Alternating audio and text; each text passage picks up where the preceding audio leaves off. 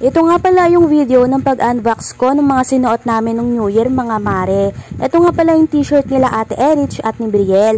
Itong dino na design mga mare ay kay Brielle. Medyo napalaki nga yung size na nakuha ko mga mare dahil pang 6 to 7 years old nga yan. Pero nag-a-adjust kasi ako ng size mga mare dahil medyo malalaki nga sila. At itong little star nga na design ay para naman kay Ate Erich. Gustong gusto kasi niya yan yung may mga star daw. At itong susunod na bubuksan ko mga mare ay short nga pala ito ni Kuya Bricks at ni Mister. Dark gray nga pala yung kinuha kong kulay dahil meron na silang black niyan. Super nagandahan kasi ako sa quality ng tela niyan mga mare.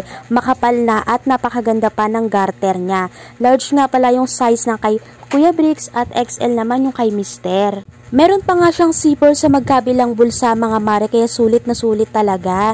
174 ang isa nga niyan mga mare. Eto namang pang third na bubuksan ko ay para naman kay Kuya Bricks at kay Mister ulit. T-shirt nga pala yan mga mare. Yung sa akin nga pala mga mare hindi ko na pala napakita sa inyo dahil nung nakaraan ko na siya in-unbox. Eto nga pala yung design na napili ko kay Kuya Bricks mga mare. Bali large size din yan mga mare.